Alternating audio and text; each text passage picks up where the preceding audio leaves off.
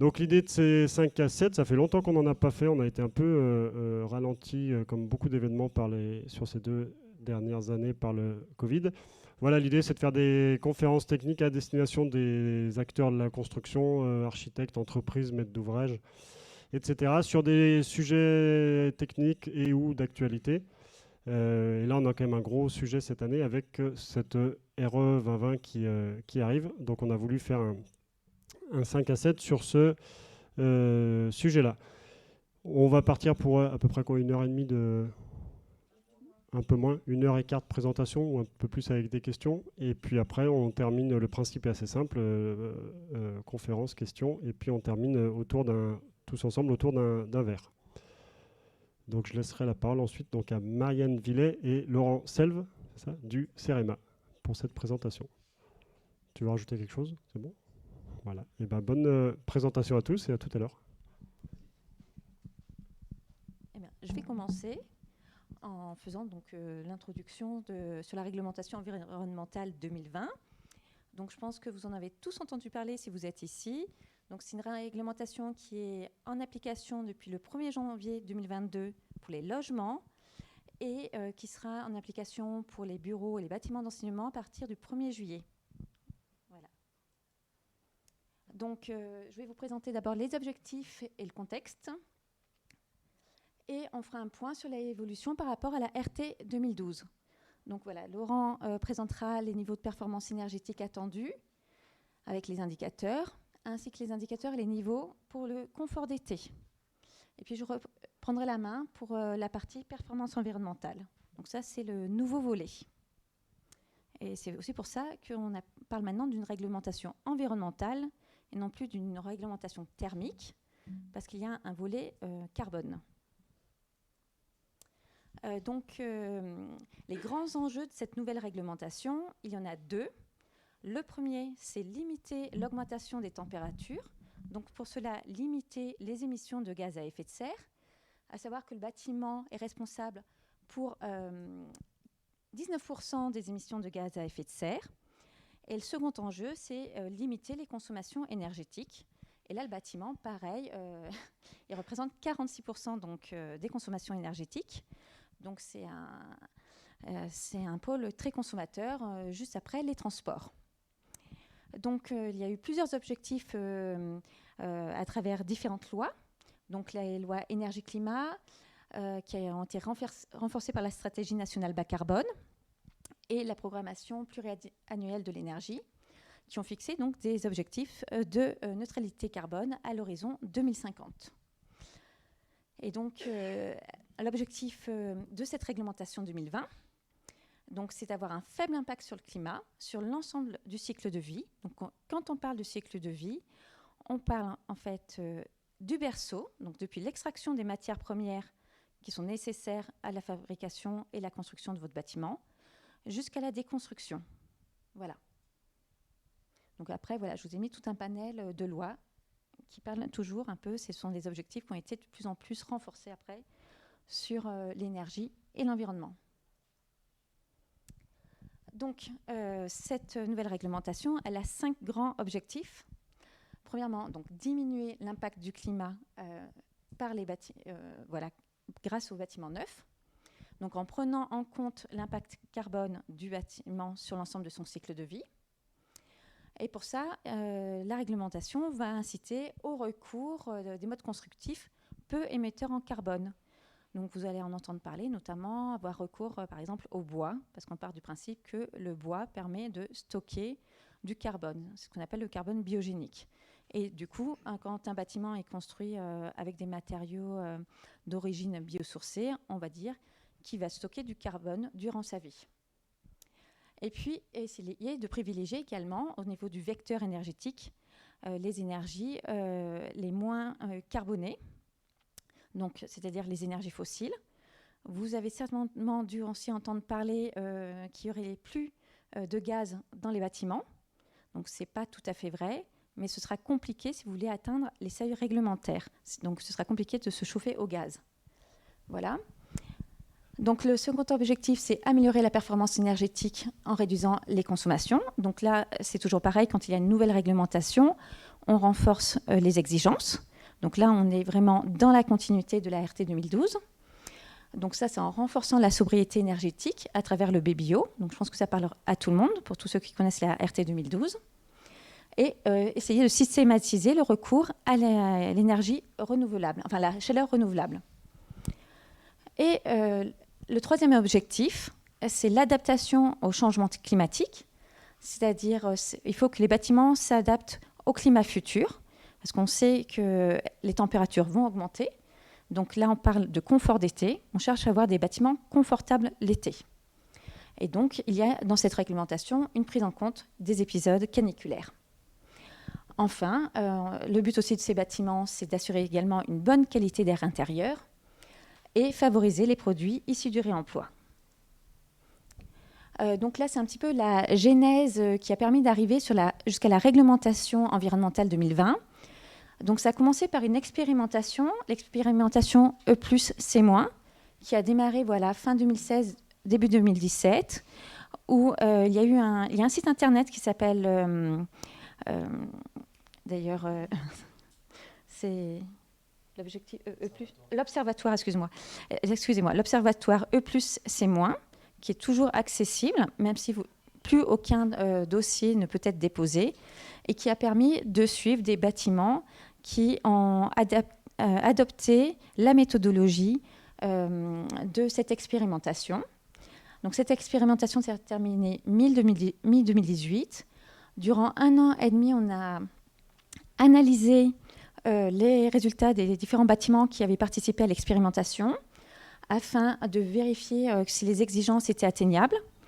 Et donc, à l'issue de cette phase, il y a eu une phase de groupe de travail, donc les groupes de travaux sur les modélisateurs, qui ont permis d'affiner le choix des différents indicateurs qui vont vous être présentés et d'ajuster la méthode. Donc, depuis, je vous l'ai dit, le 1er janvier 2022, la réglementation est applicable pour tous les logements, que ce soit des logements collectifs ou individuels. Depuis le 1er juillet, demain, du coup, au 1er juillet 2022, elle sera également applicable aux bureaux et enseignements, primaires et secondaires. Et en janvier 2023, ce sera pour les autres tertiaires et les nouveaux usages, comme les constructions provisoires et les extensions. Je passe la parole à Laurent. Alors bonjour à tous. Donc moi je vais vous parler plus spécifiquement du volet énergétique et du confort d'été. Donc comme l'a dit Marianne, la nouvelle réglementation repose sur 3 pieds en fait, on va dire le volet énergétique, qui est un peu une continuité avec ce qu'on avait connu sur la RT 2012, une refonte un petit peu du confort d'été pour prendre en compte un peu les évolutions et le changement climatique, et puis un volet tout à fait novateur, nouveau, qui est le volet carbone que représentera Marianne à la fin. Alors on va commencer pour la partie purement énergétique. Donc quels sont les objectifs de la RE 2020 pour aller un peu plus dans le détail que ce que a déjà annoncé Marianne. Donc c'est vraiment renforcer la sobriété énergétique des bâtiments neufs. Donc pour ça, les objectifs qui vous seront présentés au travers des indicateurs réglementaires, c'est vraiment de réduire encore un petit peu, d'augmenter les exigences sur le BBO, avec une exigence renforcée à peu près de 30% par rapport à ce qui était pratiqué préalablement en RT 2012. Donc c'est également sortir des énergies carbonées. Alors là, c'est un peu à cheval entre la partie analyse du cycle de vie et performance énergétique, puisque on va essayer de limiter l'impact carbone des consommations énergétiques sur la durée de vie du bâtiment. Donc ça a vraiment un lien avec les consommations énergétiques propres du bâtiment qui sont exprimées au travers des indicateurs qu'on verra un peu plus tard, mais qui existaient déjà pour certains d'entre eux, notamment le CEP en RT 2012. Et puis enfin, donc c'est systématiser la chaleur renouvelable, donc essayer de sortir des vecteurs gaz et du chauffage à effet Joule hors à point assez rapidement, et puis essayer d'avoir systématiquement des énergies renouvelables utilisées sur les bâtiments neufs. Alors, par rapport vraiment à la RT 2012, quelles sont les principales évolutions? Donc, on va voir que le projet va être évalué au travers d'expressions de plusieurs indicateurs. Donc, les indicateurs qui existaient précédemment au niveau de la RT 2012, le BBO et le CEP sont conservés. Donc vous allez les retrouver dans la RE 2020. Donc les grands principes sont conservés, et puis il y a quand même des petites modifications de périmètre.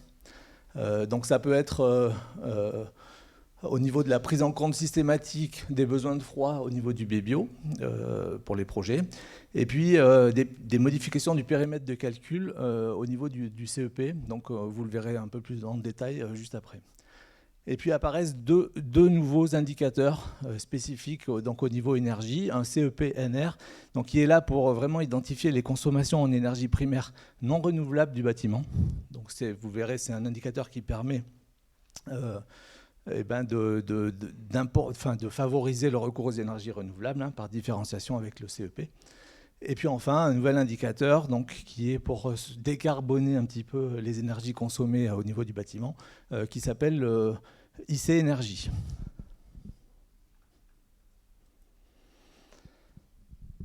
Alors, sur le plan vraiment de l'approche calculatoire, je dirais, des consommations énergétiques, de tout ce qui est énergétique, en fait, on reprend globalement la méthode de calcul qui était utilisée au niveau de la RT 2012. Donc, elle va être un petit peu modifiée sur son périmètre, sur certains aspects du calcul, mais globalement, on reprend vraiment les algorithmes de la méthode qui existait précédemment. Voilà, donc les 5 usages réglementaires qu'il y avait en RT 2012 sont bien évidemment conservés, et vous allez voir qu'ils vont être renforcés. On va intégrer des nouveaux usages dans les consommations énergétiques des bâtiments neufs.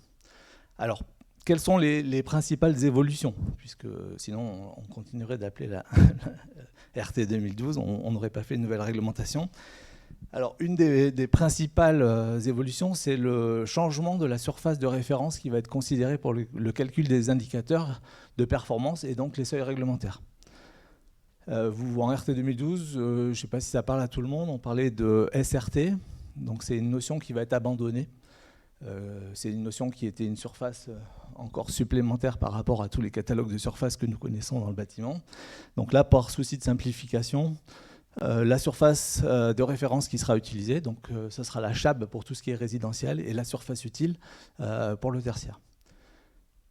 Ensuite, aux 5 postes donc de consommation qui existaient précédemment en RT 2012, donc chauffage, refroidissement, éclairage, ECS et puis également tous les auxiliaires, vont être rajoutés certaines dépenses énergétiques, certaines consommations énergétiques d'équipement, notamment avec tout ce qui concerne le déplacement des occupants à l'intérieur des bâtiments. Donc on pense aux ascenseurs, aux escalators lorsqu'il y en a. Et puis également les consommations énergétiques spécifiques à l'éclairage et à la ventilation des parkings s'il y a une ventilation de parc. Et enfin, les parties communes aussi seront intégrées au niveau de l'éclairage dans les consommations énergétiques. Alors ensuite, il y a tout un tas de petites mises à jour qui ont été effectuées. La principale, je dirais, c'est l'évolution du coefficient de conversion en énergie primaire de l'électricité, qui est passé de 2,58 à 2,3 dans la nouvelle réglementation. Et puis après, vous avez des scénarios météo, des scénarios d'occupation qui ont été actualisés au regard des retours d'expérience qu'on a pu avoir sur la réglementation précédente. Voilà. Alors, vous voyez que l'architecture du calcul reste la même. On parle toujours de la même méthode THBCE. Par contre, le fait d'avoir changé le périmètre des consommations prises en compte, notamment en y ajoutant des postes, le fait d'avoir modifié la surface de référence, on va avoir des niveaux de performance qui ne vont plus du tout être comparables avec ceux qui existaient précédemment en RT 2012. Donc vous le verrez un peu plus tard, vous allez peut-être être surpris par des seuils réglementaires à respecter au niveau du CEP, en RE 2020, en disant mais c'est pire qu'avant. Non, c'est pas pire qu'avant, c'est pas comparable directement. Ce qu'il faut quand même retenir, c'est que l'objectif de la nouvelle réglementation, c'est quand même d'aller un peu plus loin que l'RT 2012. C'est le cas dans les faits. Alors on va balayer un petit peu les différents indicateurs. Donc chaque projet va être modélisé, et à l'issue de cette modélisation, il va être évalué au travers de différents indicateurs. Donc les indicateurs énergétiques, vous allez retrouver le BBio. Alors le BBio, je pense que tout le monde le connaît. Son objectif, c'est vraiment de caractériser l'efficacité énergétique du bâti, notamment au travers de son enveloppe, et notamment aussi la prise en compte de son environnement, au travers d'une conception bioclimatique. Donc vraiment essayer d'avoir une orientation favorable pour bénéficier d'apports solaires en hiver, mais avec des protections et des systèmes qui vous permettent de vous protéger en été. Voilà, et puis bien entendu, tout ce qui est traitement de l'enveloppe au change général en termes d'isolation. La formule est inchangée par rapport à ce qui existait précédemment. La seule nouveauté, c'est que vous allez avoir une prise en compte systématique des besoins de froid. Le BBio est évalué en points, je ne le répète pas, c'est inchangé par rapport à ce qui était précédemment en RT 2012. Alors deuxième indicateur, le CEP, là aussi ce n'est pas une nouveauté, donc évaluer l'unité c'est de la même manière qu'en RT 2012, c'est en kWh d'énergie primaire par mètre carré. Alors attention, ce n'est pas les mêmes mètres carrés qu'avant, la surface de référence bien sûr a changé. Et donc là, la petite nouveauté, c'est que seule l'énergie importée sera comptabilisée. En fait, on le verra un petit peu plus tard, l'énergie produite sur la parcelle n'est plus du tout prise en compte dans le calcul du CEP. Elle est prise en compte dans la modélisation du projet, mais pas dans le calcul du CEP. Donc ce CEP est élargi donc, aux consommations dont j'ai déjà parlé précédemment.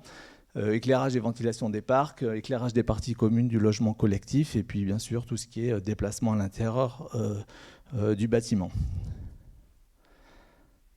Alors, aussi une des nouveautés, mais qui va être directement liée à un nouvel indicateur qui vous sera présenté un peu plus tard, qui est l'indicateur de confort d'été.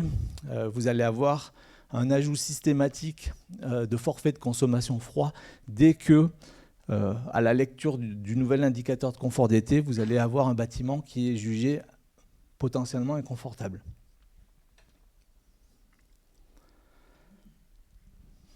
Alors, cette petite diapo, c'est pour vous présenter comme en RT 2012, vous avez un coefficient de conversion d'énergie finale, enfin en énergie primaire, donc qui existe. Donc c'est un peu la colonne que vous avez à droite sur le petit diagramme, là, au niveau du calcul du coefficient CEP. Donc là, on visualise très bien que toutes les énergies, gaz, réseau de chaleur, biomasse, sont comptabilisées à 1. Tout ce qui est énergie renouvelable captée sur le bâtiment est donc désormais nul. Voilà. Et puis on visualise très bien aussi la modification du coefficient de conversion spécifique à l'électricité. Vous voyez au milieu, donc, avec la tête de colonne en vert, l'apparition de nouveaux coefficients de conversion qui sont spécifiques au calcul d'un nouvel indicateur qui est le CEPNR. Donc c'est vraiment la comptabilisation des énergies non renouvelables de votre bâtiment. Donc là, on le verra un peu plus tard. On peut déjà regarder comment sont pris en compte les différents vecteurs énergétiques. Effectivement, tout ce qui est renouvelable n'est plus comptabilisé. C'est pour ça que la biomasse, le coefficient de conversion est établi à 0. Et au niveau des réseaux de chaleur, vous allez appliquer un coefficient de conversion qui prend en compte la part d'énergie renouvelable du réseau de chaleur auquel votre bâtiment est raccordé.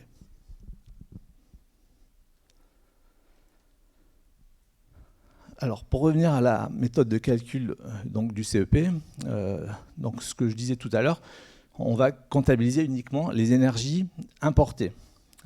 Donc, sur le petit diagramme, on voit bien, essayer de prendre un pointeur, il ne s'affiche pas, ouais, d'accord. Comment? Bon, bah voilà, super. Ah, je suis désolé, j'ai bloqué le système, je crois. Bon, je vais faire 100, donc ça se débloque. Donc vous voyez à droite, toute la part d'énergie non renouvelable va être comptabilisée sur l'ensemble des postes de consommation qui seront décrits à l'intérieur de la petite maison. La part de renouvelable, ça a bien évidemment pris en compte dans le calcul du CEP. Par contre, tout ce qui va être produit sur la parcelle, et là vous avez un schéma qui vous montre notamment une production d'électricité photovoltaïque, en fait, ça apparaîtra pas du tout dans le cadre du calcul de votre CEP. Par contre, c'est ce que je disais tout à l'heure, c'est pas pour ça que c'est pas pris en compte quand même dans le calcul général. Le moteur de calcul va comptabiliser une autoconsommation de la maison en se basant notamment sur les consommations électriques spécifiques de votre bâtiment.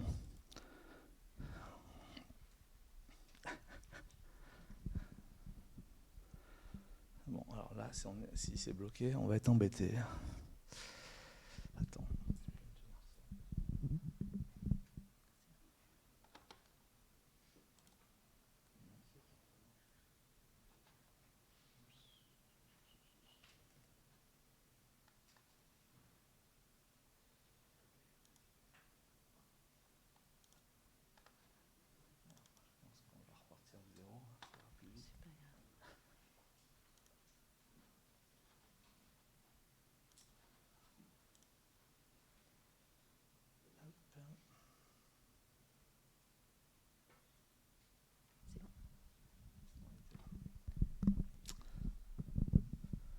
Voilà, donc on est revenu à peu près où on en était.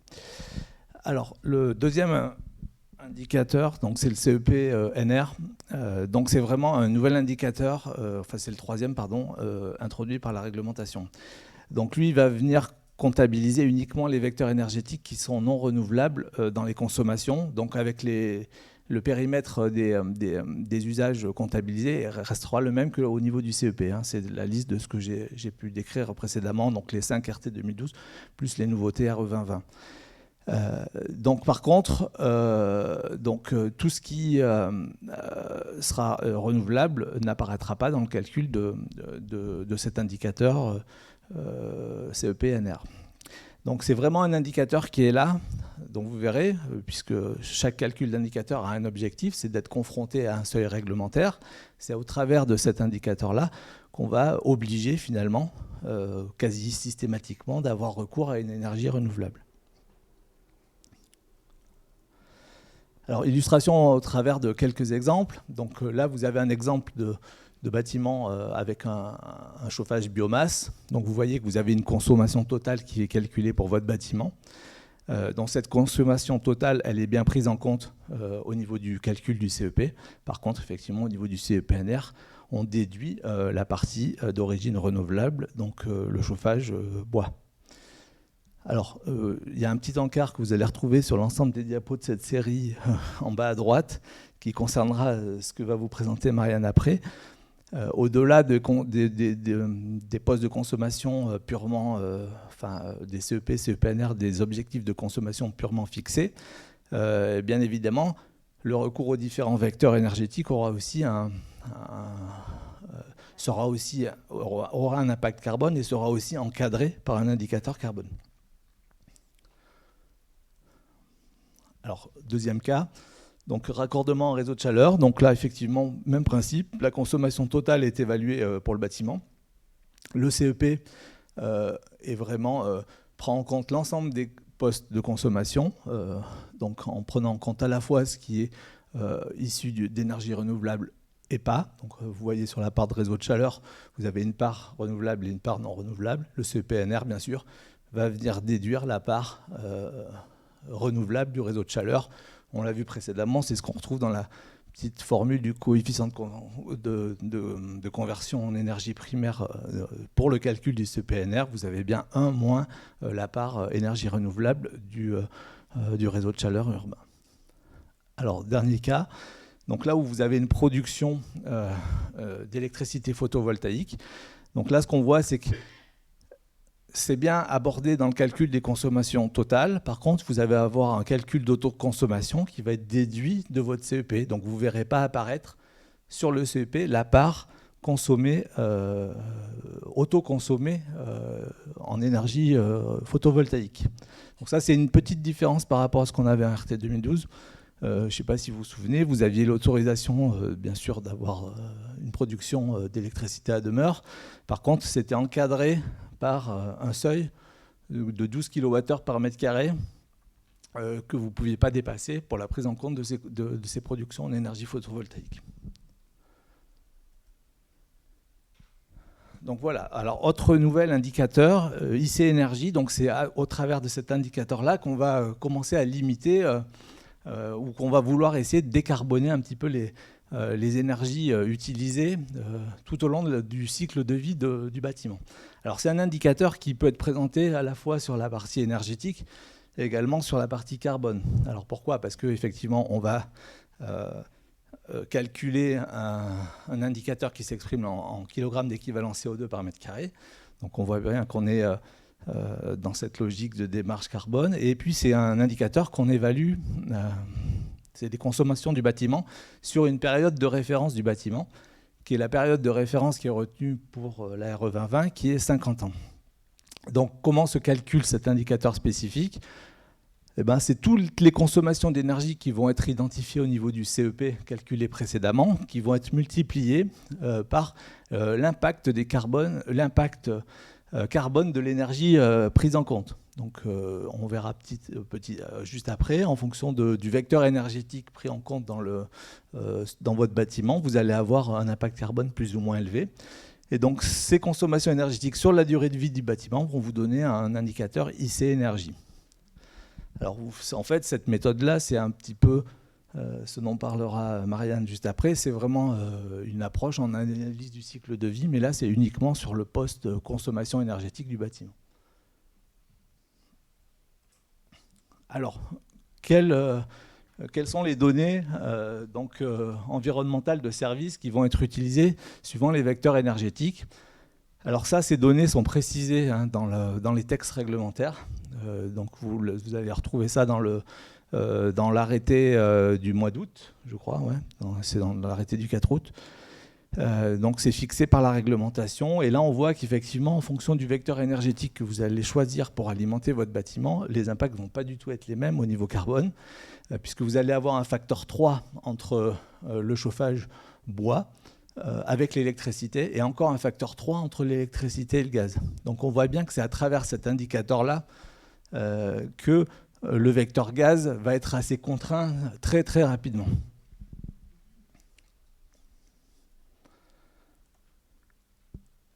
Donc voilà, donc on a présenté un petit peu les différents indicateurs de la RE 2020 sur l'aspect énergétique. Donc ça, chaque projet, donc comme je le disais tout à l'heure, va être modélisé et il y aura une production de ces différents indicateurs. Et donc ce ne serait pas une réglementation si on fixait pas des seuils à ne pas dépasser. Donc pour chaque indicateur évalué, des seuils de performance vont être fixés.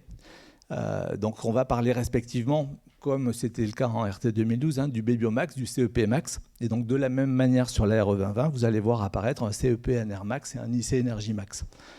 Donc les principes de calcul restent un petit peu les mêmes que ce qu'on avait en RT 2012. Donc c'est des valeurs réglementaires qui sont calculées à partir d'une valeur pivot qu'on appelle, par exemple pour le BBO Max moyen, comme c'était déjà le cas en RT 2012. Et puis ces valeurs pivots, donc qui définissent un peu le cadrage des objectifs généraux nationaux d'atteinte pour chacun de ces indicateurs, vont être modulés pour prendre en compte les spécificités des différents projets. Donc les différents coefficients de modulation vont permettre d'adapter le seuil réglementaire à la fois à la zone géographique dans laquelle vous construisez, l'altitude, l'exposition au bruit, ou même par rapport à des dimensions géométriques particulières de vos bâtiments, puisque vous allez avoir des modélisations qui vont être liées en fonction de la surface totale de votre opération, ou encore avec la présence ou non de combles. Alors c'est les mêmes principes que ce qu'on avait en RT 2012. Il y a quelques coefficients de modulation qui sont un petit peu nouveaux pour prendre en compte un petit peu les spécificités de cette nouvelle réglementation. Je parlerai uniquement par exemple du MC comble. Avant on parlait de SRT, maintenant on parle de CHAB. Et là pour prendre en compte les surfaces qui n'étaient pas prises d'ailleurs en compte en RT 2012 non plus, mais pour prendre en compte les surfaces en comble de hauteur inférieure à 1,80 m, on introduit un coefficient de modulation. Donc en fonction de la présence de comble ou pas sur votre opération, le seuil réglementaire à respecter ne sera pas forcément le même. Alors, on va regarder rapidement sur un ou deux exemples quels seuils réglementaires sont applicables à cette opération. Donc on part par exemple sur des maisons individuelles avec une CHAB de 100 m², à une altitude donc inférieure à 400 mètres, donc c'est toujours les mêmes règles, 400 et 800 mètres avec les différents seuils. Et puis après, pas de comble, et puis une exposition au bruit sans contrainte particulière, donc un classement BR1, comme c'était déjà le cas en RT 2012. Donc vous voyez que à partir d'une valeur de B biomax moyen fixée par la réglementation. Donc ça aussi, c'est fixé par les différents textes. Donc c'est les décrets d'application. Donc sur la partie logement, c'est les décrets qui a dû sortir fin juillet pour les objectifs. Et pour la partie bureau enseignement, c'est le décret qui est paru le plus récemment, début mars. Donc vous allez à partir du B biomax moyen, selon la zone géographique donc dans laquelle le projet est construit, vous voyez que vous avez des différences d'objectifs et de seuils réglementaires assez significatives.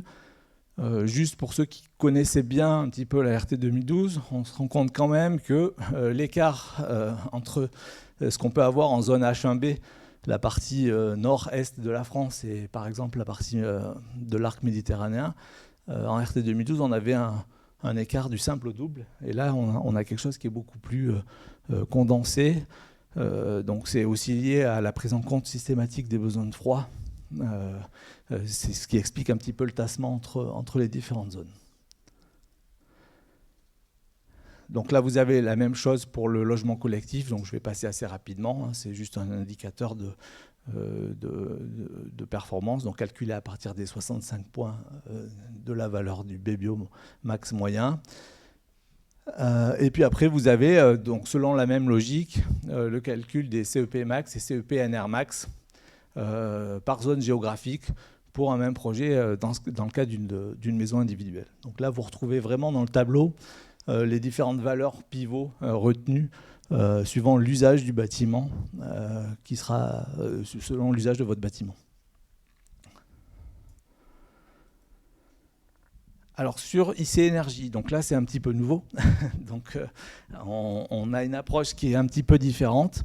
Alors ça a vraiment été une volonté, puisque une volonté de l'administration et des différents acteurs qui ont contribué à la construction de cet indicateur, étant donné que c'est un indicateur et un objectif de décarboner qui est un petit peu nouveau et qui se base un petit peu sur des nouvelles méthodes de calcul, mais aussi la mise en place et l'utilisation de nouveaux systèmes.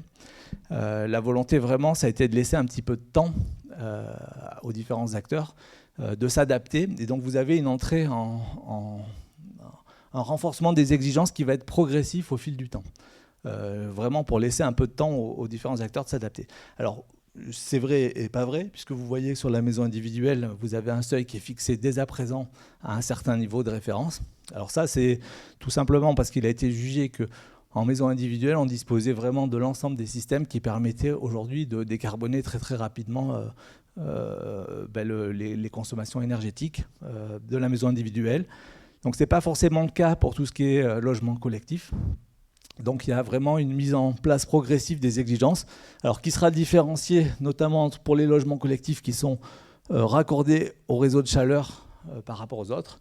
Pourquoi ? Parce que là aussi, il a été jugé qu'il fallait laisser quand même du temps au réseau de chaleur qui n'avait pas une part d'énergie renouvelable relativement conséquente de modifier leur mix énergétique. Donc c'est des lourds investissements, c'est un peu plus long. Donc là, vraiment l'idée de moduler encore un peu plus, avec une nouvelle échéance à partir de 2028.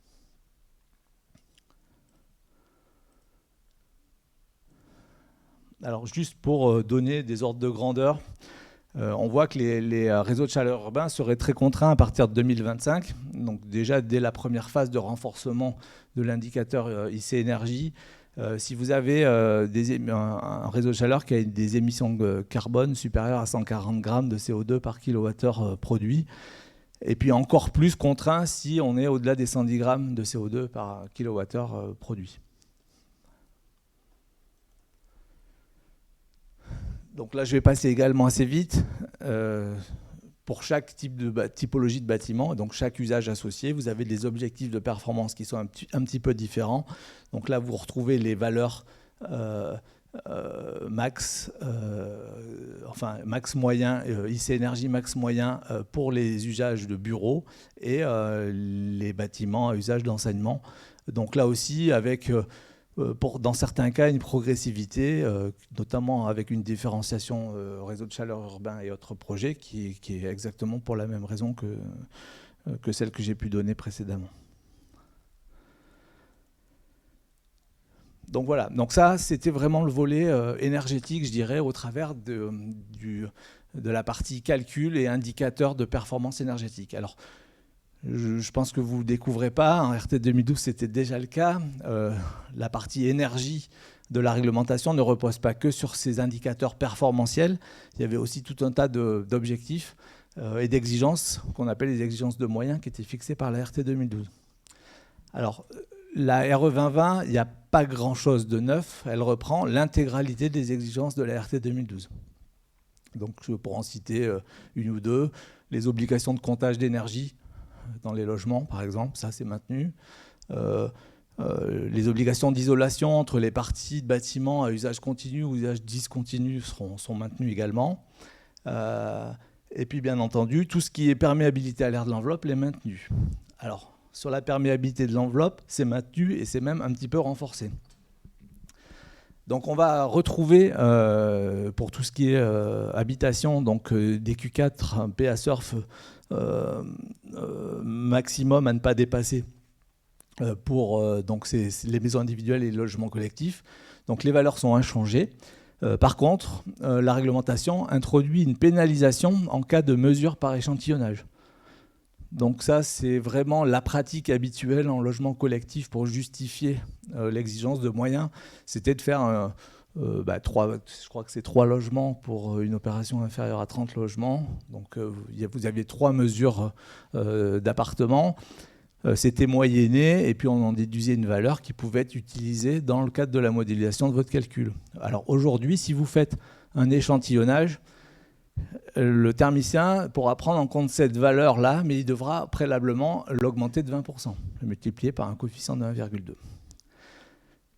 Ensuite, s'il reste des travaux qui peuvent affecter la perméabilité à l'air de votre logement après livraison, il y aura aussi une pénalisation forfaitaire de 0,3 m3/heure par mètre carré sur la valeur obtenue après mesure. Alors là, la principale difficulté, c'est que ces 2 augmentations sont cumulables. Donc vous voyez très bien que par rapport à ce qui se faisait avant, si vous livrez un bâtiment avec des logements où il reste des travaux qui peuvent affecter la perméabilité à l'air et sur lesquels vous avez essayé de justifier à travers l'échantillonnage, il va falloir être très très performant sur la mesure. Alors, autre nouveauté, et c'est pour répondre à un des 5 objectifs qui ont été introduits en préalable, c'est l'introduction de vérification des systèmes de ventilation en réception, avec une mesure de performance. Alors ça, c'est vraiment un des objectifs pour, de la réglementation de livrer, notamment, donc, alors ça ne concerne que le logement, hein, de livrer des bâtiments d'habitation qui offrent une très bonne qualité d'air intérieur. Et puis c'est aussi une des conséquences sur les observations qu'on a pu faire, notamment au travers des contrôles de règles de construction avec des problèmes très très récurrents de performance de ces systèmes de ventilation. Donc là, la réglementation introduit une obligation de contrôle à réception, donc contrôle qui doit être réalisé par une personne qui sera reconnue compétente par le ministère, donc avec un système de qualification qui est déjà mis en place. Voilà. Et puis ensuite, autre petite nouveauté, vous avez des petites méthodes alternatives pour justifier l'atteinte de certaines exigences de moyens. Donc, par exemple, l'accès à l'éclairage naturel en habitation. Vous pouvez très bien le faire avec, finalement, avant on se contentait d'avoir 1/6 de surface de baie vitrée par rapport à la chab. Là, si vous avez une justification avec des niveaux d'éclairement au niveau des différents logements qui vous montrent que vous atteignez bien les bonnes valeurs, le bon accès à l'éclairage naturel en habitation, ce sera suffisant. De la même manière, au niveau des ponts thermiques, si vous êtes en capacité de montrer que les températures de surface au nu intérieur de l'isolant en tout point de vos linéiques est supérieure à 15 degrés en hiver, ça sera aussi une manière de justifier. Donc voilà pour la partie énergétique. Alors je ne sais pas si vous voulez qu'on fasse des questions dès à présent ou si j'enchaîne directement sur le confort d'été. Est-ce qu'il y a des questions? Non? Bon, ben j'enchaîne alors. Donc là, on passe sur le deuxième pied donc, de cette réglementation, qui est l'indicateur de confort d'été. Donc, comme dit précédemment, vraiment l'objectif de ce nouvel indicateur, alors il existait un indicateur précédemment, hein, j'y reviendrai, mais c'est vraiment d'essayer d'améliorer la prise en compte de l'inconfort estival, mais tout en prenant en compte également les évolutions climatiques. Voilà.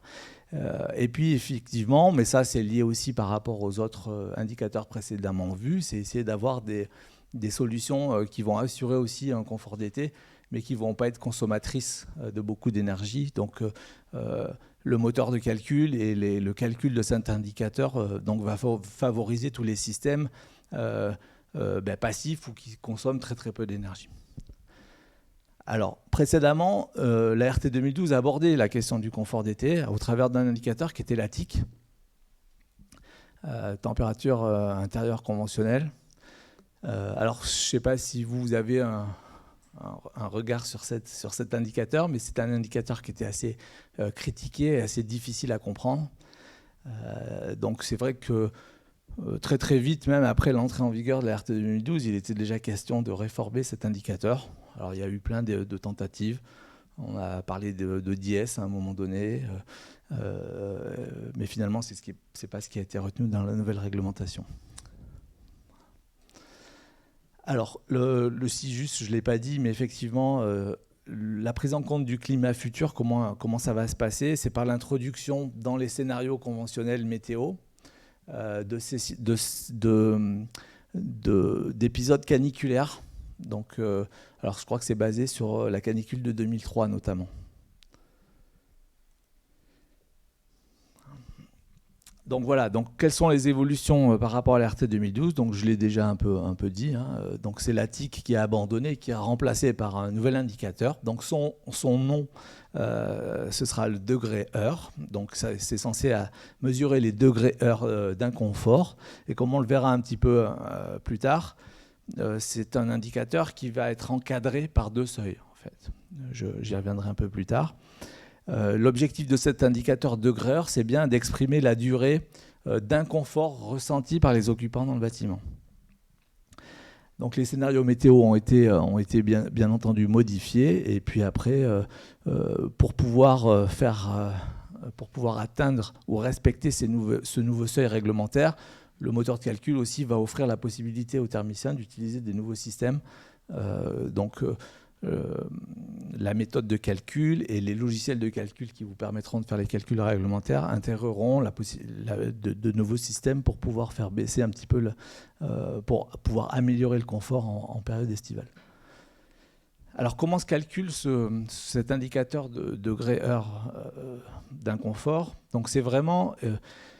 L'objectif, c'est de venir comparer la température opérative du groupe, qui est là vraiment pour qualifier un petit peu le ressenti de l'occupant, et la comparer à la température de confort adaptatif. Donc cette température de confort adaptatif, c'est l'évaluation de la température de confort habituelle. Alors pourquoi adaptatif ?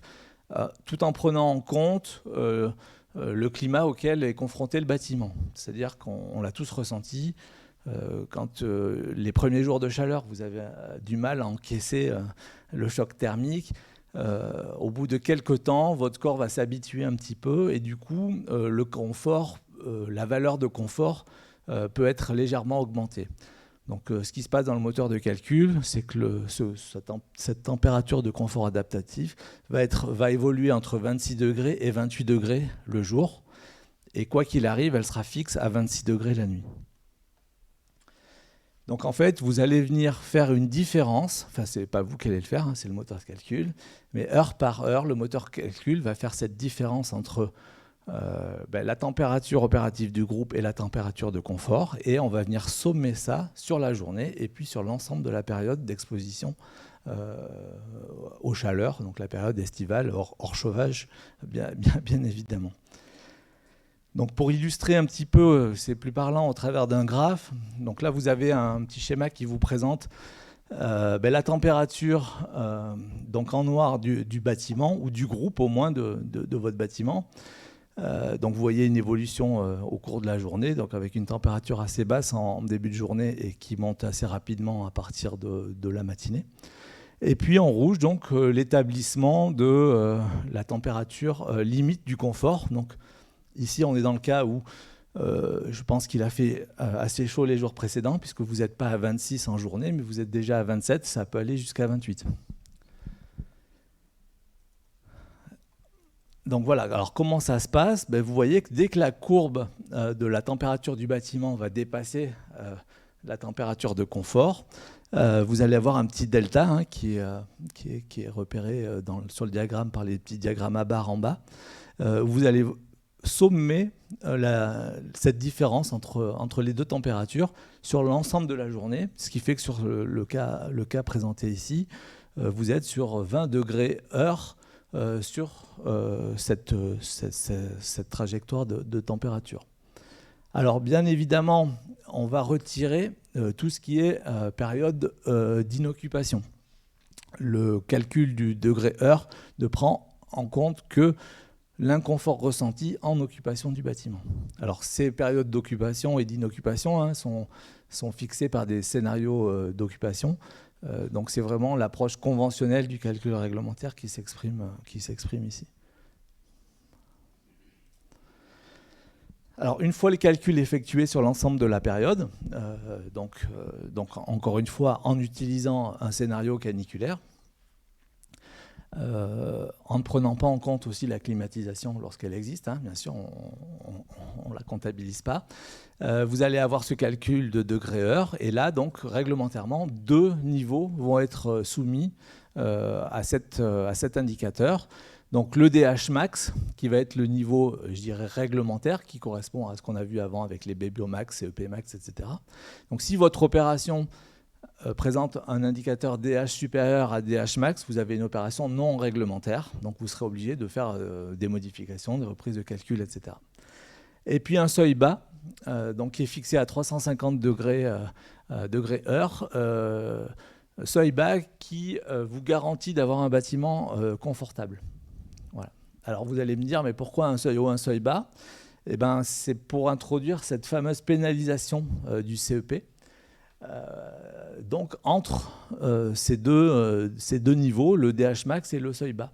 Donc dès que vous avez une opération qui va se situer par exemple à 800 degrés heure, vous vous retrouvez entre les deux seuils, et donc là votre forfait CEP sera automatiquement pénalisé par un forfait de consommation de froid.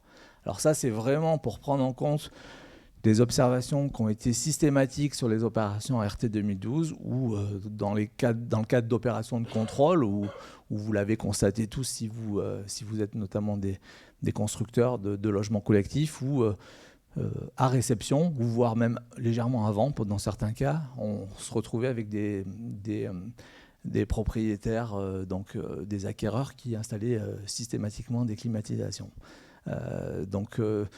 Effectivement, c'est un cas, on l'aura beaucoup rencontré. Donc pour le prendre en compte, aujourd'hui, on a fixé un seuil bas. Et dès qu'on dépasse ce seuil bas, on sait que potentiellement, il y a une consommation de froid qui va s'additionner aux consommations du bâtiment. Donc on le prend en compte dans le cadre de la réglementation. Donc là, encore une fois, ça va obliger les concepteurs à améliorer la performance de leur bâtiment en amont, donc toujours en accent une bonne conception bioclimatique, et puis en essayant de recourir à des systèmes lorsque on n'a pas d'autre choix qui permettent de rafraîchir simplement et sans trop consommer d'énergie votre bâtiment.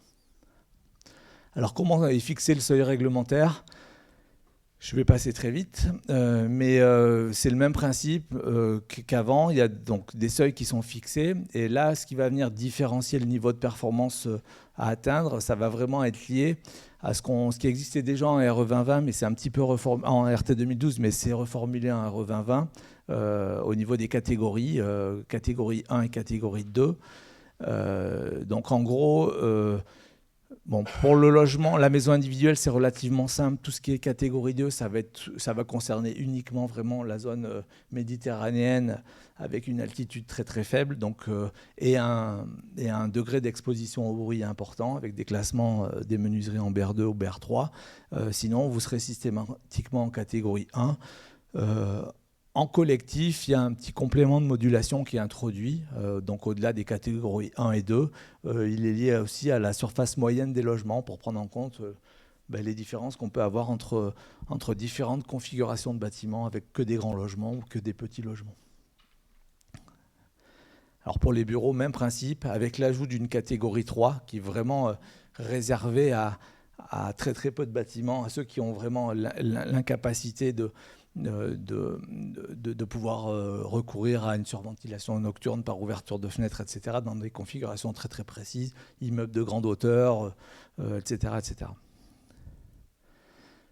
Voilà, alors comme dit précédemment, lorsque vous allez vous retrouver entre le seuil bas qui est à 350 et le seuil DH max, vous allez avoir une pénalisation forfaitaire de votre consommation énergétique, donc par l'ajout d'un forfait consommation de froid, donc qui sera nul bien sûr si vous êtes en dessous du seuil de 350 puisque c'est confortable, et qui sera aussi modulé en fonction de la situation géographique et de l'usage de votre bâtiment. Donc là, c'est illustré au travers d'un exemple de maison individuelle où vous voyez que si vous êtes dans une zone H3, donc la zone méditerranéenne, vous savez très bien que dès que vous allez dépasser ce seuil d'inconfort probable, vous allez avoir un recours à la climatisation, puisque c'est de pratique habituelle là-bas.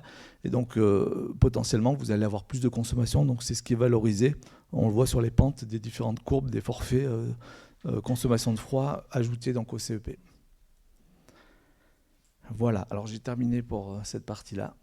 Donc, on fera les questions à la fin, je suppose. Donc, je passe la parole à Marianne pour l'impact, les niveaux de performance environnementaux. Merci. Alors là, c'est un gros morceau, pour ceux qui n'en ont pas encore entendu parler. Donc, je reviens un petit peu sur les enjeux. Tout à l'heure, quand Laurent vous a présenté les évolutions par pas de 3 ans, ça va être pris en compte aussi dans le calcul carbone. Donc, tous les 3 ans, il y aura un renforcement des exigences. Et quelque part, ça permet d'anticiper finalement, plutôt que de faire une nouvelle réglementation environnementale dans 5 ans, dans 10 ans, ben voilà, c'est comme s'il y avait une nouvelle réglementation dans 3 ans. Donc ça, c'est pour permettre déjà, donc la première phase, ce sera une phase d'appropriation par les différents acteurs du bâtiment. Et puis, le renforcement, c'est surtout pour permettre aux industriels qui fabriquent les produits de construction de s'adapter aussi à cette réglementation pour avoir des produits moins carbonés. Et du coup, en 2031, donc c'est la dernière limite de cette réglementation environnementale, l'exigence, elle sera renforcée à peu près de moins 35% par rapport à la phase d'appropriation entre 2022 et 2024. Donc, l'enjeu du volet carbone, on l'a dit tout à l'heure, c'est décarboner la construction. Donc, encourager, du coup, la décarbonatation des matériaux qui composent le bâtiment. Essayer d'avoir recours à des matériaux qui stockent du carbone ou bien qui sont recyclés ou réemployés. Et également, encourager la mixité des matériaux. Et le dernier volet, c'est décarboner les énergies. Donc, ça, vous l'avez vu dans IC Énergie. Donc, sur cette page, on vous présente en fait un cycle de vie, pour ceux qui n'en ont jamais vu, donc je n'ose pas prendre le pointeur. Donc, le cycle de vie, on dit qu'il commence donc, du berceau, depuis donc, l'extraction des matières premières. Et donc, à chaque étape, on va comptabiliser toutes les émissions liées. Donc, à l'extraction des matières premières, donc vous imaginez en carrière, vous utilisez des dumpers, vous utilisez des cribleurs, ainsi de suite. Donc ça consomme de l'énergie. Après, il y a des phases de transport entre chaque étape. Il y a la partie fabrication, donc ce qu'on appelait avant l'énergie grise. Donc ça, c'est pas du tout utilisé dans le vocabulaire d'ailleurs de la réglementation environnementale.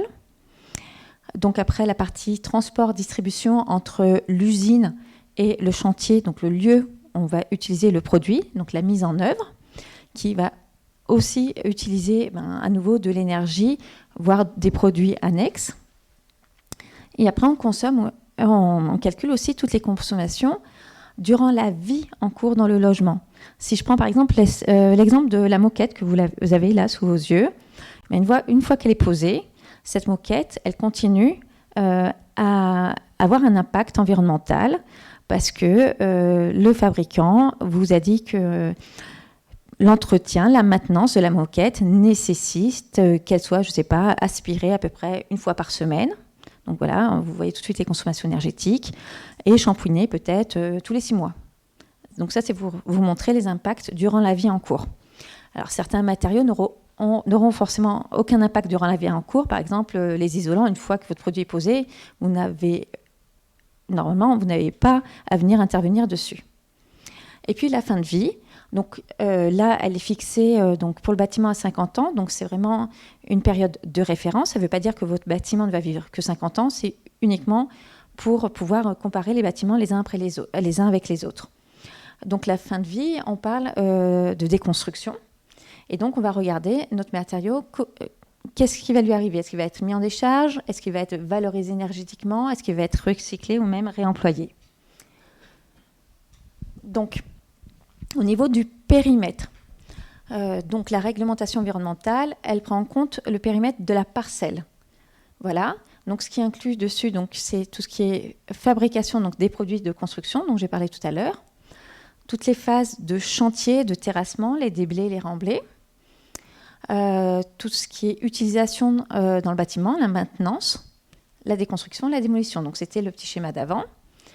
Ce qui n'est pas pris en compte, c'est si votre parcelle a nécessité en fait, la démolition d'une construction préalable à ce nouveau bâtiment. Donc ça, c'est comptabilisé dans le cycle de vie de l'ancien bâtiment.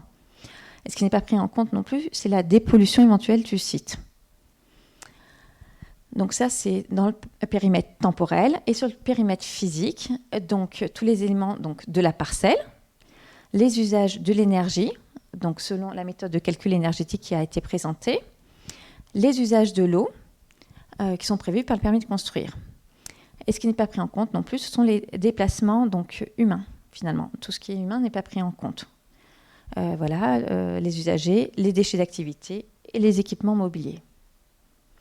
Et donc là, on va introduire un nouvel indicateur qui est l'indicateur IC Construction et qui, d'ailleurs, dans le lot VRD, ne va compter que les parkings aériens et réseaux. On ne prend plus en compte, par exemple, les clôtures par rapport à... Parce que ça, c'était pris en compte dans l'expérimentation.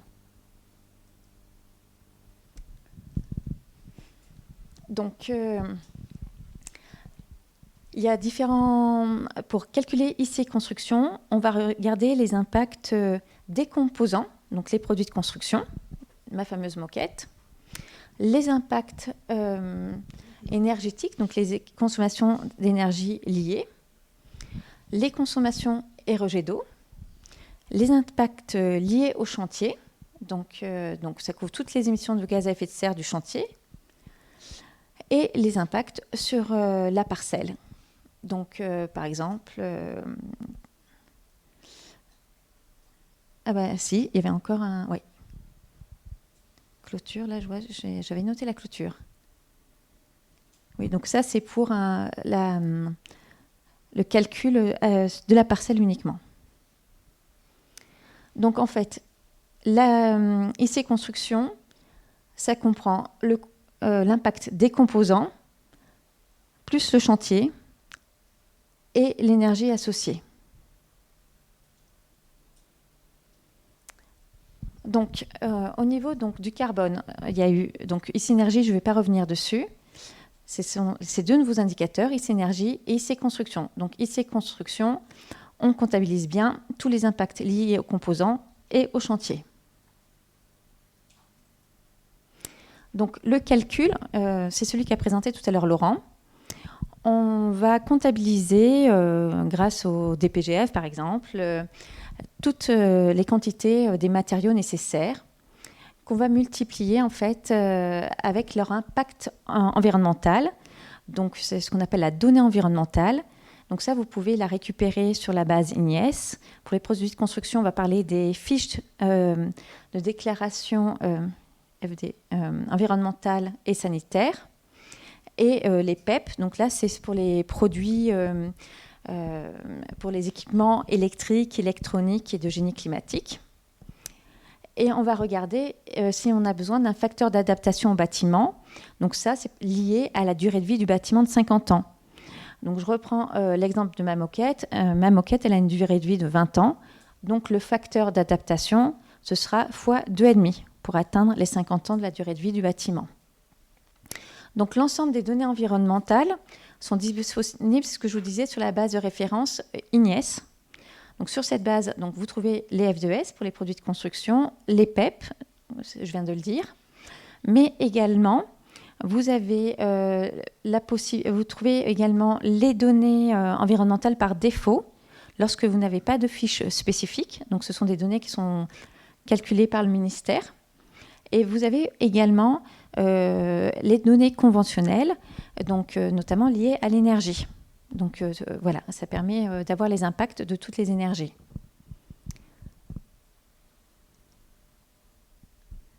C'est ce que je viens de dire, du coup. Donc, je vais passer très vite. Alors, la réglementation environnementale, elle a introduit aussi une nouvelle notion, c'est l'analyse de cycle de vie dynamique, donc, qui n'est pas statique, forcément. Donc, en fait, le principe, c'est dire que votre bâtiment va stocker du carbone durant sa vie et que dans 50 ans, eh bien, on aura certainement trouvé des méthodes pour réduire les émissions de carbone liées à sa déconstruction parce qu'on aura favorisé le réemploi, le recyclage ou la valorisation énergétique et qu'aussi, au bout de 50 ans, on mettra en œuvre des produits moins carbonés. Donc ça, c'est le principe de la CV dynamique. Et donc, on va pondérer les impacts au fil du temps. Voilà, donc vous avez la courbe pour les impacts liés donc aux émissions de CO2. Et il y a le même principe aussi pour les impacts liés aux fluides frigorifiques. Donc, par contre, je ne vais pas revenir là-dessus. Donc, ça veut dire que l'année où vous livrerez votre bâtiment, le coefficient sera à 1 et au bout de 50 ans, il sera à 0,58. Donc, ça veut dire qu'en fait, le moment de l'émission est bien pris en compte, ce qui n'était pas le cas dans l'expérimentation E+, et moins, puisque dans l'expérimentation, on faisait un calcul en statique. On était donc à 1 partout, il n'y avait pas de coefficient. Et du coup, là, je vais présenter rapidement un petit exemple qui permet de comparer deux poutres. Une poutre en bois lamellé taillé fabriquée en France avec une poutre en acier. Donc, leur unité fonctionnelle est la même, c'est 1 mètre linéaire. Et donc, on va regarder les impacts, enfin, les émissions de gaz à effet de serre, donc en kilo équivalent CO2, sur le cycle de vie de ces matériaux. Donc, on voit pour les étapes de fabrication, donc, voilà, qui étaient représentées par l'extraction des matières premières et puis la petite usine. Pour la poutre en bois lamellé collé, on a une valeur négative parce qu'en fait, on a une prise en compte du carbone biogénique qui va être stocké par le bois lors de sa croissance. Donc, ça, c'est la valeur que vous retrouvez sur la FDES, qui sera sur la base IGNES en statique. Et donc, la valeur sera la même en ACV dynamique puisque la fabrication, elle a lieu avant la livraison du bâtiment. Et puis, vous avez donc la même chose, les impacts pour la mise en œuvre. Là, votre poutre, une fois qu'elle est installée, il n'y a aucun impact durant sa vie en œuvre puisqu'on ne va pas intervenir dessus. Et sur la fin de vie, la poutre en bois va émettre beaucoup de CO2 parce qu'en fait, elle réémet l'ensemble du carbone biogénique qui a été stocké. Mais ce carbone biogénique, finalement, il va être valorisé parce qu'à l'année 50, eh ben, c'est 38,9 kg équivalent CO2. On va les multiplier par, en fait, c'est exactement 0,578, donc le coefficient de réduction. Et donc, ça va abaisser l'impact. Après, là, dans ce cas-là, dans ces deux fiches, vous avez également un module D, donc, qui est souvent lié à la valorisation en fin de vie, qui, lui aussi, donc, ces émissions vont être multipliées l'année 50 par le coefficient donc, de la CV dynamique. Et donc, quand on fait le total, on arrive à des... oui, donc là, c'est avec le module D d'ailleurs. Donc, le total, on passe de moins 1,5 à moins 14,6. Donc, on voit que là, les produits biosourcés sont vraiment valorisés. Et si on fait le même exercice avec la poutre en acier, eh bien, la poutre en acier va aussi bénéficier du coefficient de réduction donc, au niveau de l'ACV dynamique. Sauf qu'en fin de vie, finalement, les poutres en acier ont très peu d'impact parce qu'elles sont très bien valorisées, enfin, elles sont très bien recyclées. Donc là, la fin de vie, elle est que à 2,5. Et du coup, finalement, pour cette poutre en acier, le calcul en acier dynamique sera plutôt pénalisant.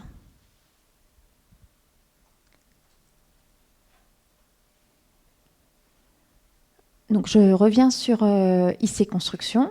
Donc là, je vous mets donc les seuils pour les maisons individuelles et les logements collectifs, donc, qui sont donc utilisés là, depuis le 1er janvier 2022. Et on voit leur évolution jusqu'à l'année 2031, avec donc un renforcement des exigences par pas de 3 ans. Donc ça, c'est une valeur moyenne, c'est exactement comme pour le BBO ou le CEP. Donc c'est calculé pour une maison moyenne d'à peu près 100 mètres carrés dans une zone inférieure à 400 mètres au niveau de l'altitude. Et vous avez, tout comme pour le BBO ou le CEP, des modulations autour de cette valeur pivot. Voilà. Donc la prise en compte des combles, toujours, la prise en compte de la surface, la modulation liée à la région aussi, enfin voilà.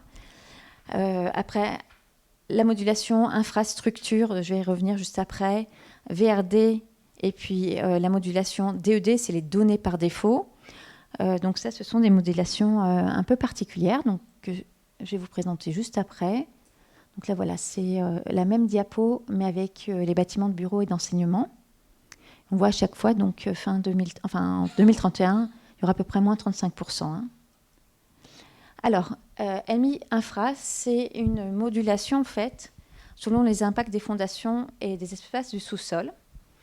Et en fait, tous les impacts au-delà de 40 kg CO2 équivalent par mètre carré sont écrêtés. Et ça, c'est pour prendre en compte certaines spécificités de bâtiments, par exemple, qui seraient en zone sismique, qui ont besoin, par exemple, de fondations spécifiques. Donc, elles ne sont pas plus pénalisées.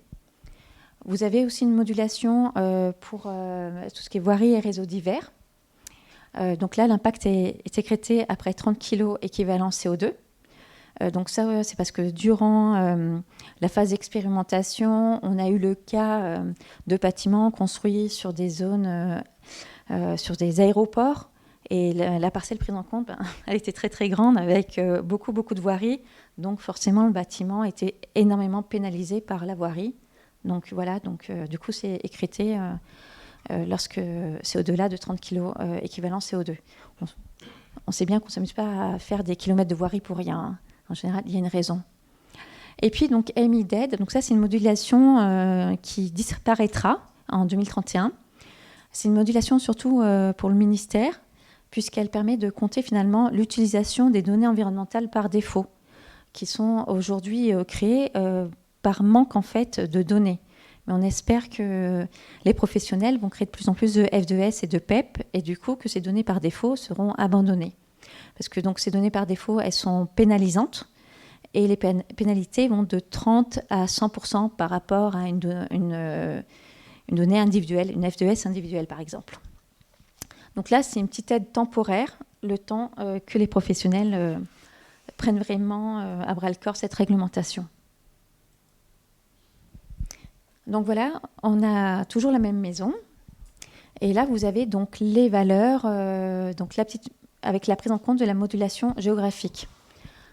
Donc, on a en fait la même valeur partout, sauf dans les zones H3 et H2D, où elle est plus importante. Donc ça, en fait, c'est pour permettre en fait la prise en compte de l'indicateur du confort d'été.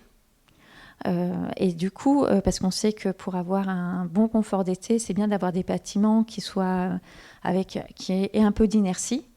Et donc, on ne peut pas mettre du bois, entre guillemets, enfin, des constructions 100% en bois à Marseille, ce ne seront pas des bâtiments qui seront confortables l'été.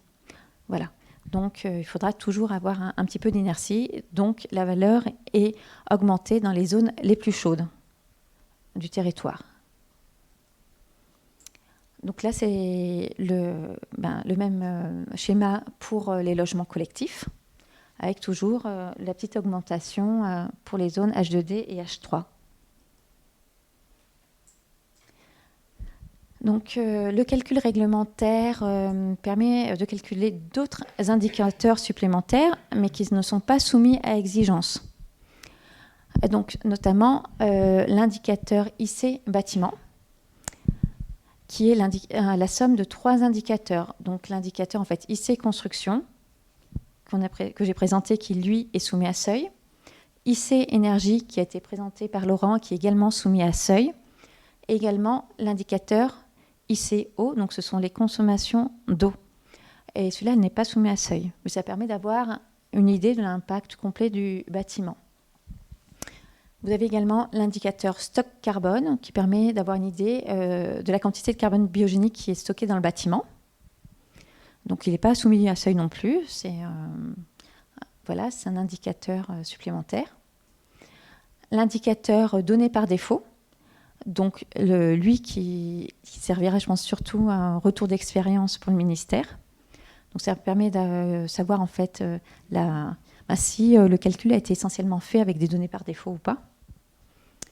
Et puis vous avez également 27 autres indicateurs qui n'apparaissent pas, mais qui sont donnés en fait par la norme NFEN 15804 plus A1 et qui passera à NFEN 15804 plus A2 en octobre 2022, qui est la norme qui régit la réalisation des fiches de déclaration environnementale et sanitaire et qui en fait calcule plein d'indicateurs, donc qui calculera 27 indicateurs sur sa version A2 et à l'heure actuelle sur sa version A1 qui calcule donc beaucoup d'indicateurs environnementaux comme l'eutrophisation, comme la pollution de l'eau, la pollution de l'air, les consommations, la consommation des énergies primaires non renouvelables, et ainsi de suite. Et aussi qui donne des indications sur les déchets. Voilà, donc ça, ce sont des indicateurs qui sont du coup fournis par la RE 2020, mais pour information.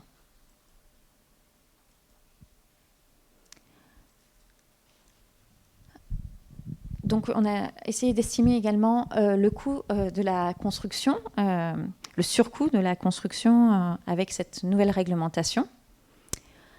Donc, les surcoûts ont été évalués donc, pour les maisons individuelles et les logements collectifs. Donc, ils vont entre plus 5% pour la période actuelle, qui est la moins exigeante en termes d'exigence tout simplement, voilà, jusqu'à plus 15% donc pour les logements collectifs. Moi, je voulais juste revenir tout à l'heure, Laurent vous a dit qu'on estimait pour le BBO qu'il y aurait un renforcement à peu près de 30%, sachant qu'on ne peut pas complètement directement comparer puisqu'on n'est pas sur les mêmes périmètres. Ce que je voulais dire, c'est qu'aujourd'hui, les maisons individuelles construites selon la réglementation thermique 2012, qui était déjà labellisé, par exemple BBC, était déjà à moins 30% par rapport aux exigences RT 2012. Donc, c'est complètement atteignable. Ça, c'était juste, surtout, enfin voilà, pour rassurer, c'est pas... voilà, les exigences sont vraiment atteignables au niveau énergétique. Et après, ça, ce sont vraiment plus les surcoûts. Ce sont des surcoûts, je pense, qui seront en fait assez rapidement absorbés, parce que lors de la précédente réglementation, ils avaient été évalués à 6% et finalement, ils ont été assez rapidement absorbés par les différentes filières du bâtiment. Donc ça, effectivement, c'est sans prendre en compte la période actuelle d'inflation.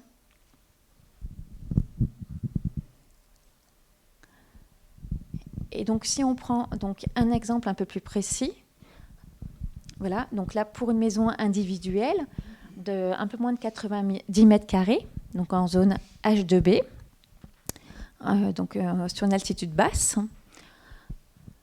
Donc le surcoût total, là, il est estimé à plus 66 € par mètre carré. Et donc vous avez le détail du surcoût au niveau des postes, donc là notamment au niveau des postes d'isolation. Et du coup, c'est surtout Ouais, c'est des petits surcoûts finalement qui s'ajoutent un peu sur chaque poste avec le renforcement des exigences.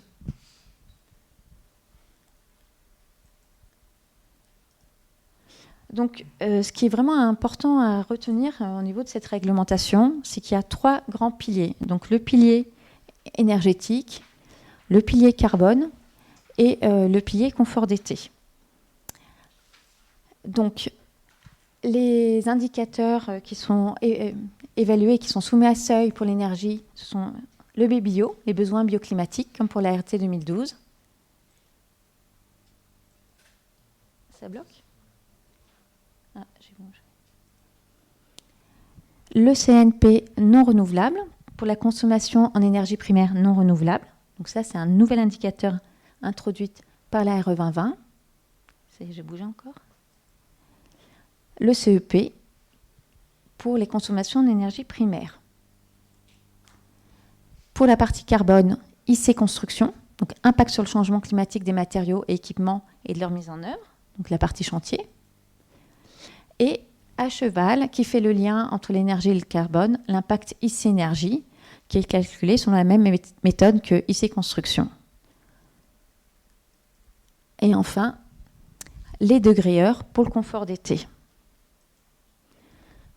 Et comme je l'ai dit juste un instant, vous avez également d'autres indicateurs informatifs, mais eux qui ne sont pas soumis à seuil. Donc IC bâtiment, IC données environnementales par défaut et IC stock carbone biogénique. En fait, je vais retourner en arrière.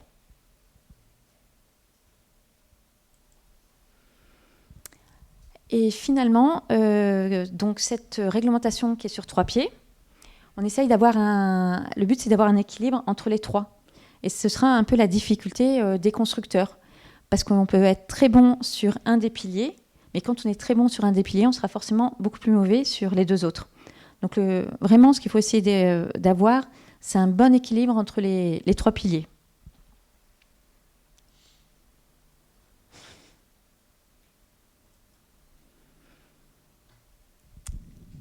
Donc, au niveau des étapes de calcul, ce qui est d'abord réalisé, c'est le calcul thermique.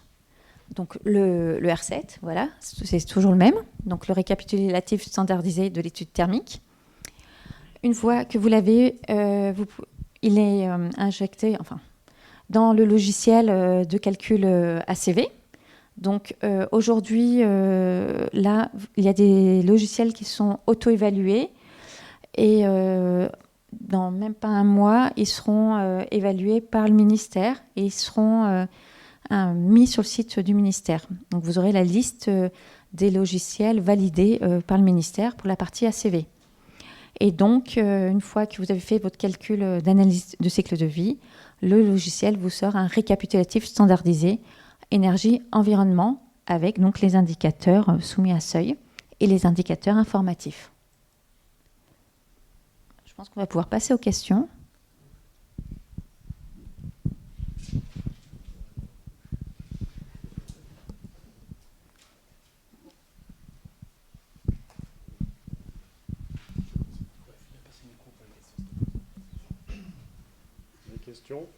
C'est la première, la plus dure après. Merci pour la présentation déjà. Moi j'ai une question. Elle aborde pas du tout cette nouvelle réglementation, la question de la rénovation. Il y a aucun... Enfin, on n'a pas des obligations de RE 2020 sur la rénovation à partir d'un certain seuil de surface comme il y avait avant. Donc on reste sur la RT 2012. Non, mais la 2005. RT 2012, oui, non, mais la RT 2012, c'est pour le neuf. C'était pour le neuf. Oui. Les réglementations thermiques, oui. comme la RE 2020, c'est pour le neuf. Donc c'est vraiment exclusif au neuf. D'accord. Après, il restera toujours la RT existant. Mais il n'y a pas eu d'évolution du coup sur la rénovation en termes d'objectifs à atteindre. Non, alors c'est peut-être la prochaine étape. Oui, c'est certainement la prochaine étape. Il y a pas mal de groupes de travaux, dont un dont je fais partie, où on essaye d'estimer l'impact carbone des rénovations énergétiques. Il y a pas mal d'études en cours. Il y a une étude de l'Alliance HQE. Vous pouvez trouver les résultats sur Internet. Disons que la méthodologie n'est pas encore bien pas complètement validé, je dirais. C'est assez compliqué. Voilà, mais sinon, c'est vrai qu'à l'heure actuelle, quand vous rénovez, c'est la réglementation bâtiment existant, qui aujourd'hui, finalement, est moins exigeante que si vous voulez avoir les aides de l'État, par exemple, qui, elle, voilà. La RT existante, enfin, c'est purement thermique, donc déjà il n'y a pas du tout le volet carbone. Par contre, il y a une certaine progressivité avec des seuils qui augmentent au fil du temps, mais c'est vrai que le volet carbone est totalement absent pour l'instant. Mais je pense que c'est un des chantiers qui apparemment est en cours et qui contribuera à refondre cette RT existante, quoi. Enfin, peut-être une RE existante. Donc, parmi les chantiers en cours, il y a aussi il y aura bientôt un label d'État aussi qui sera associé à cette réglementation environnementale, mais qui n'est pas encore sortie.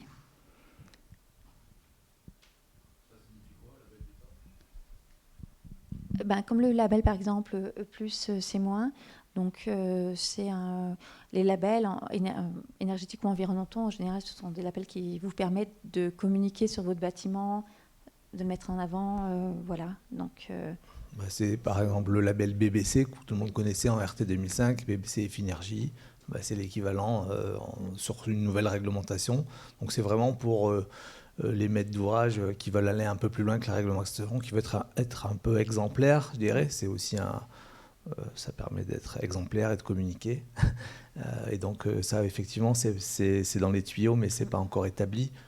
Les pistes, c'est d'aller un peu plus loin, comme d'habitude, sur les différents indicateurs, d'être un peu plus performant, peut-être encore énergétiquement, et peut-être un peu plus en avance sur le volet carbone par rapport à des échéances qui sont fixées par la réglementation. Enfin, ça, c'est pas encore précisé.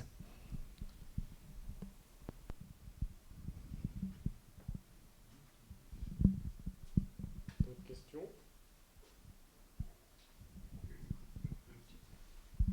Une petite question sur le degré-heure qui sont calculés là. Je voulais savoir quelle était la forme de... Parce qu'en fait, vous allez parler tout à l'heure également des périodes de canicule. Donc, est-ce que ce degré-heure, il est calculé justement sur des périodes de canicule comment c'est fait? Parce que c'est le problème d'inertie, en fait. Comment l'inertie est intégrée dans ce calcul de degré-heure?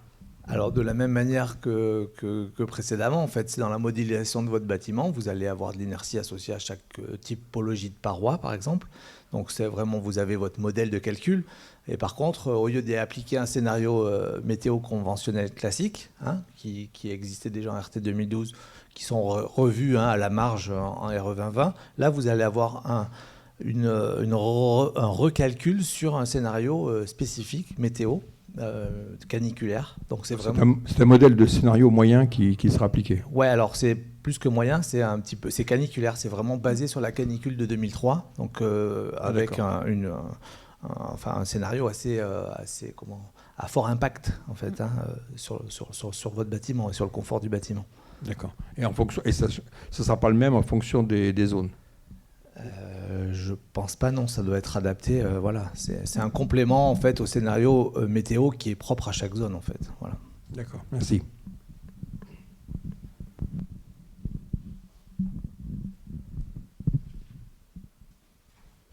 Encore des questions? Non, c'est tout clair. Moi, je me permets de poser une question parce que je sais que certains se la posent. On a déjà eu cette question. La RT 2012 était peut-être un peu contrôlée, pas beaucoup, enfin je sais pas. La question c'est qui va contrôler comment la RE 2020, sachant que ça va être probablement encore plus compliqué à vérifier s'il y en a qui veulent... Alors on va pas partir sur cette hypothèse-là, mais notamment sur la question carbone, sur les F2S, si quelqu'un se trompe de F2S ou fait exprès de se tromper, etc., est-ce qu'il y a des contrôles de prévus, comment, etc. Alors, ça ne changera pas, en fait. Effectivement, il y a des contrôles qui sont opérés par l'État, dans le cadre des contrôles du respect des règles de construction. Donc, jusqu'à présent, le CEREMA était très actif sur cette thématique-là, mais progressivement, c'est transféré vers les services déconcentrés de l'État. Donc, c'est les DDT maintenant qui, à l'avenir, seront amenés à contrôler les opérations.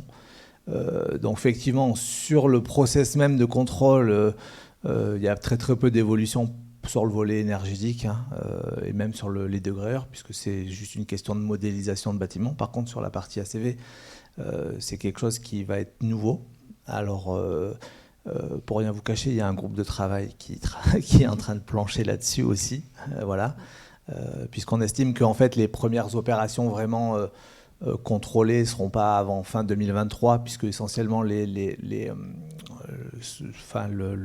l'échantillonnage qui est fait au niveau national pour le contrôle des règles de construction se tourne essentiellement vers les bâtiments d'habitation de type collectif, donc des choses assez importantes. Donc on estime que les premières opérations seront terminées pas avant fin 2023.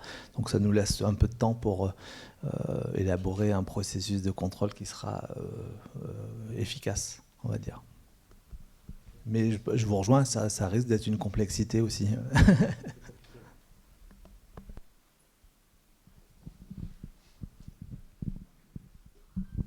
Et du coup, au niveau du calcul, vous parliez des 2 étapes, du BBio R7 et du ACV. Et ces 2 calculs doivent être donnés dès le dépôt du permis, enfin en termes de temporalité dans le projet. C'est-à-dire que tout doit être défini avant le permis de construire. Comment, enfin, où il y a des étapes chantier, enfin, du coup, on donne des éléments au chantier, on donne des éléments... C'est une attestation au moment du dépôt du permis de construire.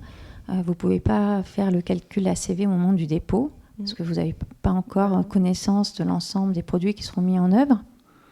Donc voilà, il y a une attestation, et après, le calcul est fait à l'achèvement, oui. À l'achèvement.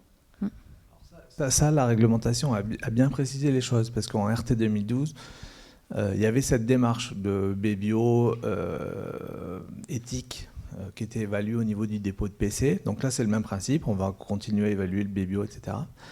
Et puis à l'achèvement des travaux, vous aviez l'intégralité des indicateurs, en fait. Et il n'était pas clairement écrit dans la réglementation, et ça, maintenant, l'arrêté du mois d'août le précise bien. Au dépôt du BC, finalement, c'est une aide à la conception. C'est-à-dire que vous venez valider que votre enveloppe, ce n'est pas déconnant, vous êtes sur les bons rails. Je pense que c'est un peu la même démarche au niveau de l'ACV. Vous avez une première évaluation, mais qui n'est forcément pas précise. Hein. Mais par contre, pour tout ce qui est évaluation finale, dans ce qui va vous permettre de générer l'attestation finale, et donc c'est le calcul définitif sur la partie thermique et environnementale, le R7 et le RS2E, là, vous avez nécessité de venir corriger votre étude thermique avec les systèmes réellement mis en œuvre qui peuvent avoir un impact sur votre consommation énergétique, comme les isolants. Vous pouvez très bien changer d'isolant en phase de travaux. Et qui dit changement d'équipement ou d'isolant dit impact carbone différent. Donc il y aura cette nécessité renforcée de mon point de vue pour tous les acteurs de la construction de bien suivre l'exécution de l'opération pour que l'attestation finale vienne bien correspondre strictement à l'opération livrée.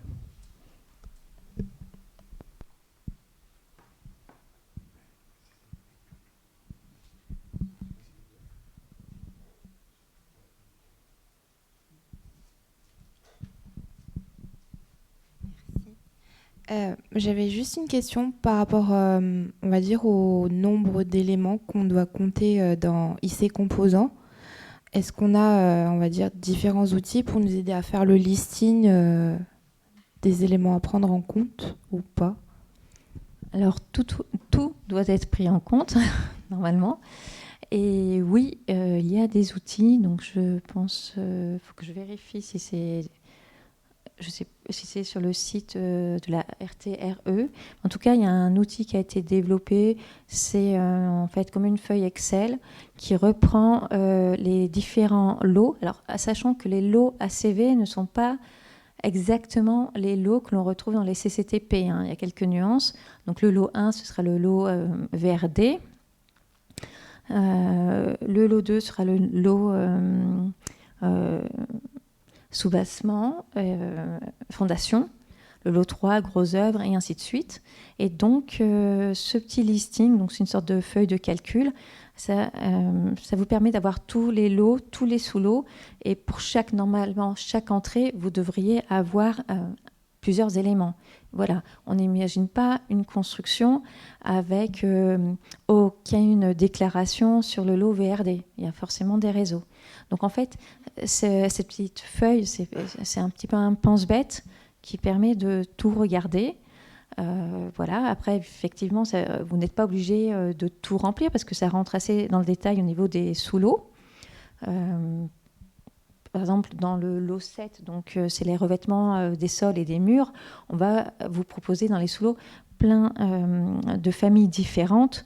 Et donc, si vous mettez des sols souples, vous n'aurez pas forcément des sols durs, ou sauf peut-être dans les parties sanitaires. Enfin voilà. Et donc, ça vous oriente assez et ça permet un peu de... Enfin, moi, je trouve que c'est un peu un pense-bête, ça permet de ne rien oublier. Après... je pense qu'au niveau de la réglementation, vous avez aussi la liste de tous les lots qui sont évalués.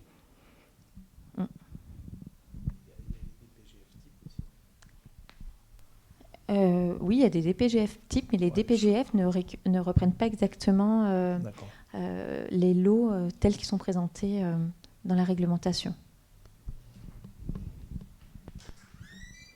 Merci.